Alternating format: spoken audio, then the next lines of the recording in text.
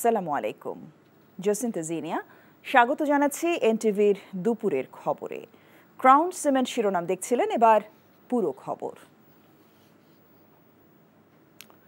সারা দেশে operation devil হান্টের অভিযানে এ পর্যন্ত ৭২ জনকে আটক করেছে যৌথ বাহিনী। এর মধ্যে গাজীপুর থেকে ৬৫ জনকে আটক করা হয়েছে।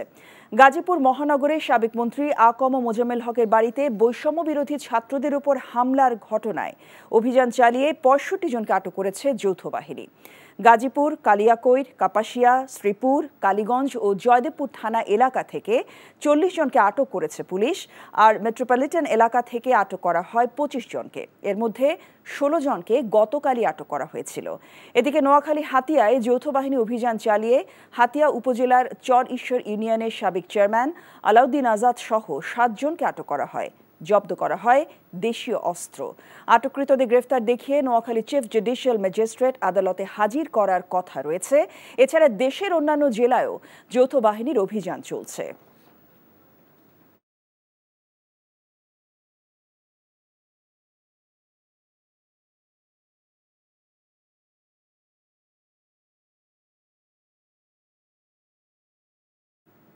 দর্শক, অপারেশন ডেভিল হান্ট সম্পর্কে সংবাদ সম্মেলনে কথা বলছেন গাজীপুরের পুলিশ কমিশনার নাজমুল করিম খান। সরাসরি যোগ দিচ্ছি সংবাদ সম্মেলনে।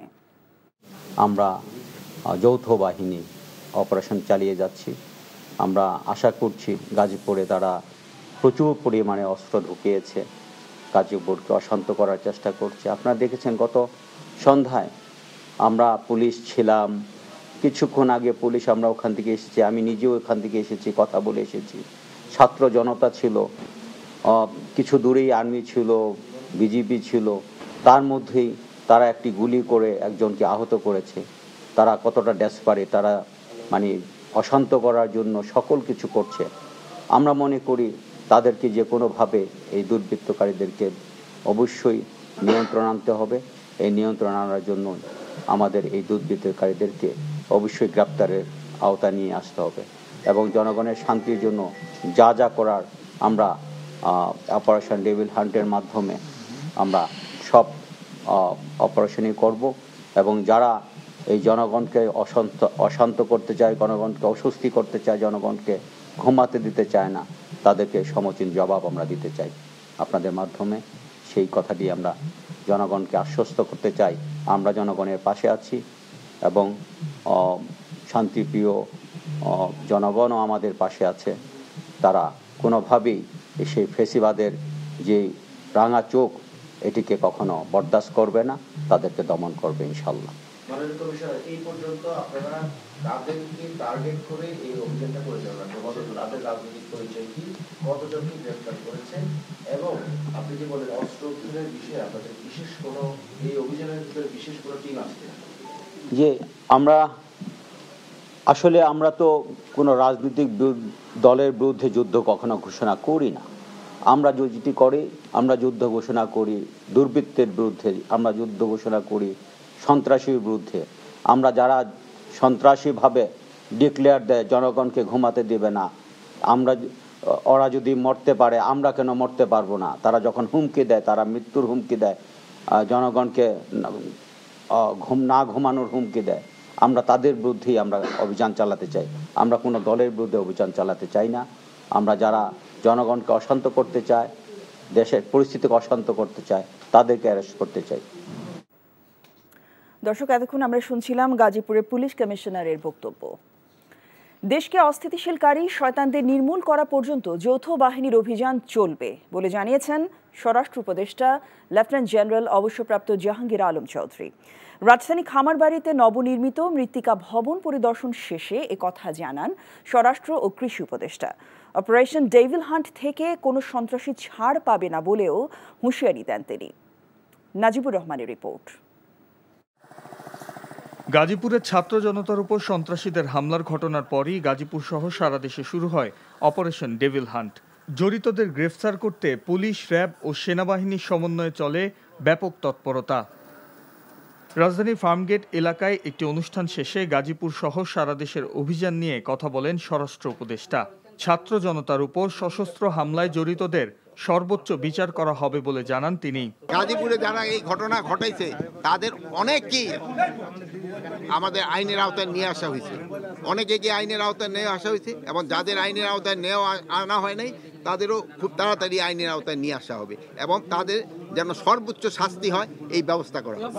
দেশকে অস্থিতিশীল করা, শয়তানদের নির্মূল করা পর্যন্ত অভিযান চলবে বলেও জানান লেফটেন্যান্ট জেনারেল অবসরপ্রাপ্ত জাহাঙ্গীর আলম চৌধুরী। ডেভিল মানে কি?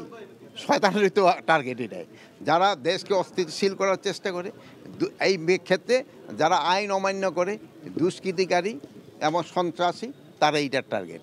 5 পুলিশ কর্মকর্তাদের গ্রেফতারের বিষয়টি নিশ্চিত করে উপদেষ্টা বলেন, গ্রেফতারের কারণ জানেন দেশবাসী। 5 জন পুলিশ কর্মকর্তা, এটা তো আপনারা সবাই জানেন যে ওটা আপনাদের মিডিয়ায় কিন্তু চলে আসছে, এটা কেন তাদের আটক করা হয়েছে। Najibur Rahman, NTV news, Dhaka. দেশের স্থিতিশীল অবস্থাকে অস্থিতিশীল করার চেষ্টা করা হচ্ছে, তা থামাতেই অপারেশন ডেভিল হান্ট পরিচালনা করা হচ্ছে বলে জানিয়েছেন স্বরাষ্ট্র সচিব নাসিমুল গনি। এটি বেশ কিছুদিন চলবে বলে জানান তিনি। এই অপারেশনে মানবাধিকার বজায় রাখার আহ্বান জানান তিনি। পুলিশের ক্ষয়ক্ষতির পর বাহিনীর সদস্যরা তাদের আত্মবিশ্বাসের ঘাটতি দেখা দেয়। এই পরিস্থিতিতে যৌথভাবে কিছু করার জন্যই এই অপারেশন বলে জানান স্বরাষ্ট্র সচিব। যারা দেশকে অস্থিতিশীল করার চেষ্টা করছে, এই অপারেশনের মাধ্যমে তাদের খুঁজে আইনের আওতায় আনা হবে বলেও জানান তিনি। দেশের বর্তমান পরিস্থিতিতে মানবাধিকার ও পরিবেশের উপর গুরুত্ব সহ আইন প্রয়োগ বিষয়ে 11 ফেব্রুয়ারি আইন শৃঙ্খলা সংশ্লিষ্ট সবার সাথে কয়েকজন উপদেষ্টা বসবেন বলেও জানান তিনি। ডেভিল হান্ট করা হচ্ছে একটা অপারেশন যেখানে যৌথভাবে সকলে একটা ফোকাসড ওয়েতে কিছু কাজ করবেন। সে কাজের মধ্যে মূলত যে সমস্ত পকেট অফ রেমিনেন্টস থেকে দেশে স্টেবল অবস্থাকে আনস্টেবল করার চেষ্টা করা হচ্ছে, সেটাকে আমরা নিউট্রালাইজ করব এবং এর জন্য আইনানুগ পন্থায় যে ব্যবস্থা নেওয়া দরকার সেগুলো নেব আমরা ইনশাআল্লাহ। ধানমন্ডি 32 নম্বর বাড়িতে অভিযান চালাচ্ছে ফায়ার সার্ভিস ও রাজুক। সেখানে আছেন আমাদের সহকর্মী নাহিদ প্রিন্স। নাহিদ, অভিযানের কারণ কি জানতে পেরেছেন?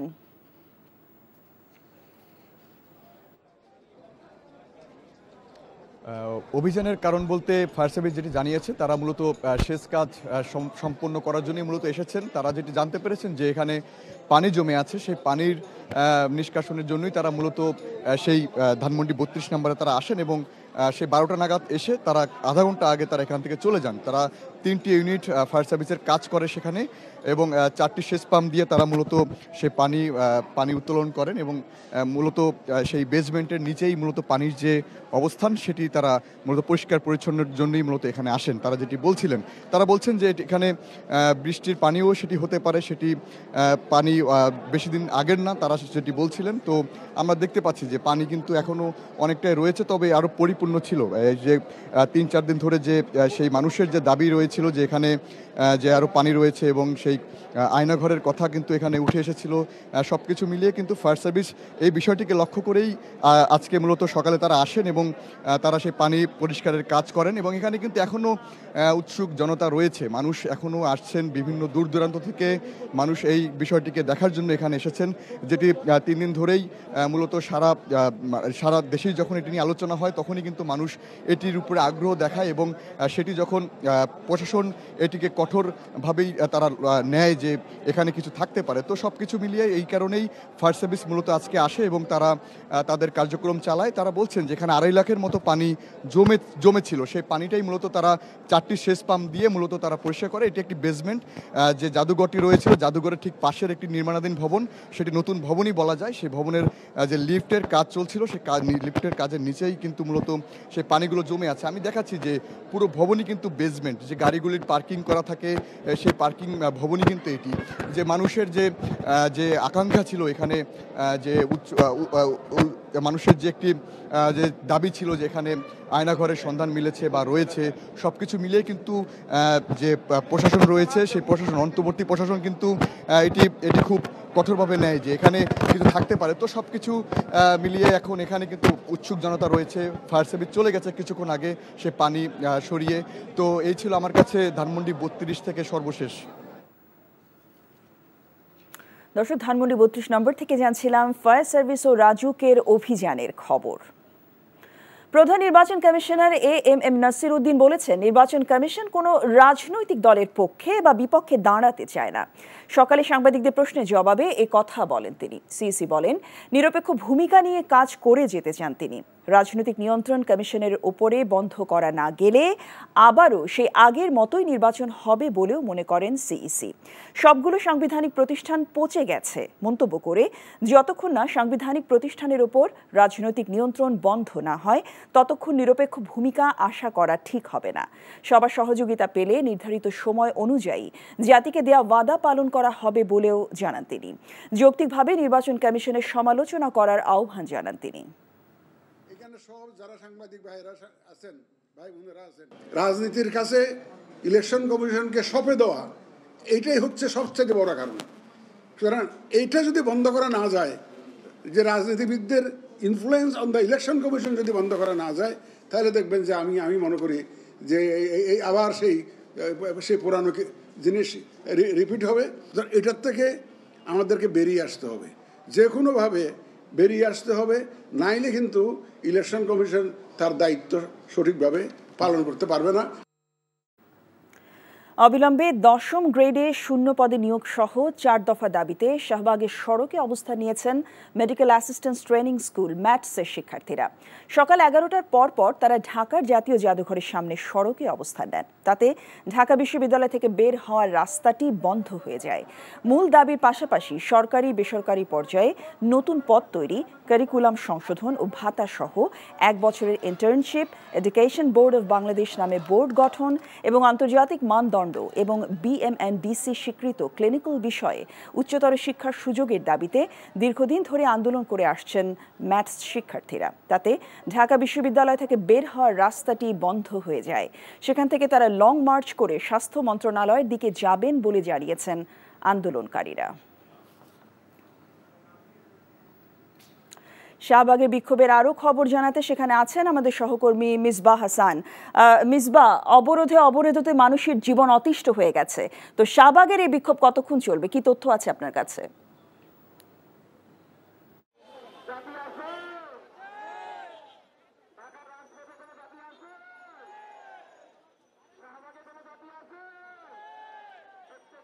জসিন্তা, এখানে 11টার পর থেকে কিন্তু শিক্ষার্থীরা অবস্থান করছেন আন্দোলনকারী, যারা মেডিকেল অ্যাসিস্ট্যান্ট শিক্ষার্থীরা এবং সারা দেশ থেকে এসে কিন্তু এখানে জড়ো হয়েছেন। প্রথমত 11টায় তারা ফার্মগেট এলাকা থেকে মিছিল নিয়ে এসে শাহবাগ মোড়েই মূলত অবস্থান করার কথা ছিল, সেখান থেকে পুলিশে হটিয়ে দিলে পরে জাদুঘরের সামনে অবস্থান নেয় এবং সে সময় কিন্তু ক্ষণিকের জন্য কিন্তু যান চলাচল শাহবাগ মোড়ে স্থগিত হয়েছিল। তারপর পুলিশের হটকারিতে তাদের এখানে পাঠিয়ে দেওয়া হয় এবং তারপর থেকে জাদুঘরের সামনে যে সড়কটি আছে ঢাকা বিশ্ববিদ্যালয়গামী, সেই সড়কে তারা অবস্থান নিয়ে কিন্তু রয়েছেন। এর মধ্যে আমরা কথা বলেছি তাদের সাথে, তাদের যে 4 দফা দাবির তারা কথা বলছিলেন। এর আগে গেল 22শে জানুয়ারি তারা গণজমায়েত করেছিল শাহবাগ মোড়ে এবং সেখান থেকে সরকারের পক্ষ থেকে কিন্তু এই দাবি মেনে নেওয়ার কথা এবং 7 দিনের মধ্যে বাস্তবায়ন করার আশ্বাস তাদেরকে দেওয়া হয়েছিল বলে তারা দাবি করছেন। এবং 7 দিন পরেও যখন কোনো সরকারের পদক্ষেপ, দৃশ্যমান পদক্ষেপ তারা দেখে নেয়, তারপরে কিন্তু আবার এই অবস্থান নিয়েছে। এই অবস্থান নেওয়ার ফলে যেটি হয়েছে, ঢাকা বিশ্ববিদ্যালয় থেকে শাহবাগ মুখ্য যে যান চলাচল অনেকটা বিঘ্ন হয়েছে। সাধারণ মানুষের যে ভোগান্তি, সেটি কিন্তু এই পথগামী যারা আছেন তারা কিন্তু অনেকটাই ভোগান্তিতে পড়েছেন। শিক্ষার্থীরা যেটি বলছিলেন যে তাদের যে 4 দফা দাবি, এর মধ্যে কিন্তু গেল 1 যুগেরও বেশি সময় ধরে সরকারিভাবে যাদের নিয়োগ মেডিকেল অ্যাসিস্ট্যান্ট, সেই নিয়োগ কিন্তু 1 যুগ ধরে হয়নি। সেই দাবি তারা জানিয়েছেন যে দ্রুত সরকারিভাবে তাদের এই নিয়োগের ক্ষেত্রে, এছাড়া মেডিকেল অ্যাসিস্ট্যান্টের কোনো বোর্ড নাই, তারা সেই বোর্ড চান যে দ্রুত একটি আলাদাভাবে মেডিকেল অ্যাসিস্ট্যান্ট বোর্ড তৈরি হোক। এছাড়া তারা তাদের আরেকটি দাবি হলো যে এখন পর্যন্ত যারা নিয়োগ দেওয়া হয়নি 1 যুগ ধরে এবং নতুন করে আবার নিয়োগ দিতে হবে এই সরকারকে। এছাড়া কিন্তু এই 4টা দাবি তারা জানিয়েছেন। এই জানিয়ে সকাল থেকে এখানে অবস্থান নিয়েছেন। কিছুক্ষণ আগে আমরা জানতে পেরেছি যে মন্ত্রণালয় থেকে তারা স্বাস্থ্য মন্ত্রণালয়, সংশ্লিষ্ট মন্ত্রণালয়ে তাদের দাবি দেওয়া পৌঁছেছে এবং মন্ত্রণালয়ের একটি কমিটি এখানে আসবেন, মন্ত্রণালয়ের সদস্য আসবেন এবং সদস্যদের আশ্বাসে তারা বলছেন যতক্ষণ পর্যন্ত না আসবেন তারা কিন্তু এই রাজপথ ছেড়ে যাবেন না, তেমনটি তারা জানিয়েছেন। এই ছিল জসিন্তা সবশেষ। দর্শক জানছিলেন শাহবাগের বিক্ষোভের খবর। বাংলাদেশের প্রধান নির্বাচন কমিশনার হিসেবে দায়িত্ব পালন করা বিচারপতি মোহাম্মদ আব্দুর রউফ মারা গেছেন। মৃত্যুকালে তাঁর বয়স হয়েছিল ৯৫ বছর। রোববার সকাল ১০টায় তিনি মারা যান বলে জানিয়েছেন তাঁর একান্ত সহকারী মোহাম্মদ তৌহিদ। তিনি জানান, মোহাম্মদ আব্দুর রউফ ঢাকার একটি হাসপাতালের আইসিইউতে চিকিৎসাধীন ছিলেন। সেখানেই তিনি চিকিৎসাধীন অবস্থায় মারা যান। গত ২ মাস ধরে অসুস্থ ছিলেন বিচারপতি আব্দুর রউফ। পরিবারের সিদ্ধান্ত অনুযায়ী ঢাকার আনুষ্ঠানিকতাগুলো করে গ্রামের বাড়ি ময়মনসিংহে তাকে দাফন করা হবে বলে জানানো হয়েছে। বাংলাদেশের পঞ্চম সিইসি বিচারপতি মোহাম্মদ আব্দুর রউফ ১৯৯০ সালের ২৫ ডিসেম্বর থেকে ১৯৯৫ সালের ১৮ এপ্রিল পর্যন্ত দায়িত্ব পালন করেন। পরে তিনি হাইকোর্ট বিভাগে বিচারক হিসেবে কাজ শুরু করেন এবং ১৯৯৫ সালের জুনে আপিল বিভাগের বিচারক হিসেবে নিযুক্ত হন। ১৯৯৯ সালের ১ ফেব্রুয়ারি তিনি অবসরে যান। বাগেরহাটের ফকিরহাটে ছাত্র জনতার উপর গুলিবর্ষণ, বোমা বিস্ফোরণ ও স্থাপনা ভাঙচুর করার অভিযোগে সাবেক ৩ এমপি সহ আওয়ামী লীগ, যুবলীগ, শ্রমিক লীগ ও ছাত্রলীগের ৩৫ নেতাকর্মীর নাম উল্লেখ করে মামলা করা হয়েছে। গতরাতে রফিকুল ইসলাম মিঠু নামের এক ব্যক্তি বাদী হয়ে ফকিরহাট থানায় এই মামলা দায়ের করেন। এই মামলায় বাগেরহাটের সাবেক পুলিশ সুপার আবুল হাসনাত খানকে গ্রেফতার দেখানো হয়েছে। মামলার অন্যান্য আসামিরা হলেন বাগেরহাট ১ আসনের সাবেক সংসদ সদস্য শেখ হেলাল উদ্দিন, ২ আসনের সাবেক সংসদ সদস্য শেখ সাহেন নাসের তন্ময়, ২ আসনের আরেক সাবেক সংসদ সদস্য মীর শওকত আলী বাদশাহ, বাগেরহাটের সাবেক পুলিশ সুপার আবুল হাসনাত খান সহ ৩৫ জন। এজাহারে বলা হয়েছে, ছাত্র জনতার আন্দোলনকে নস্যাৎ করার উদ্দেশ্যে আসামিরা গেল ৪ অগস্ট ফকিরহাট উপজেলার কাটাখালী গোলচত্বর এলাকায় জড়ো হয়ে গুরুত্বপূর্ণ স্থাপনা ভাঙচুর করে। ছাত্র জনতাকে লক্ষ্য করে গুলি ছোঁড়ে তারা। এছাড়া ফ্যাসিস্ট সরকারকে টিকিয়ে রাখার জন্য বিভিন্ন সময় উস্কানিমূলক বক্তব্য দেয়। জাহাঙ্গীরনগর বিশ্ববিদ্যালয়ে আজ থেকে শুরু হলো চলতি শিক্ষাবর্ষে স্নাতক সম্মান প্রথম বর্ষের ভর্তি পরীক্ষা। এবার প্রতিটি আসনের বিপরীতে ১৪৫টি আবেদন জমা পড়েছে। পরীক্ষা চলবে আগামী ১৭ ফেব্রুয়ারি পর্যন্ত। সকালে ৫ শিফটে ডি ইউনিটের পরীক্ষা অনুষ্ঠিত হচ্ছে।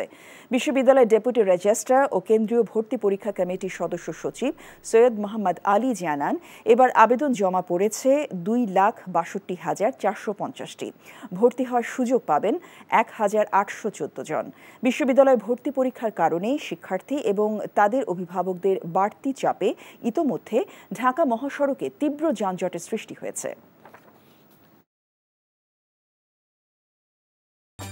এই ছিল দুপুরের খবরে। এই খবরের ভিডিও সহ আপডেট জানতে ভিজিট করুন এনটিভি অনলাইন www.ntvbd.com। এছাড়াও এনটিভি জনপ্রিয় সব অনুষ্ঠান ও খবরের আপডেট জানতে ভিজিট করুন আমাদের ইউটিউব ভেরিফাইড ফেসবুক পেজ। ৫টায় দেশের খবর দেখার আমন্ত্রণ রইল। সবাইকে ধন্যবাদ।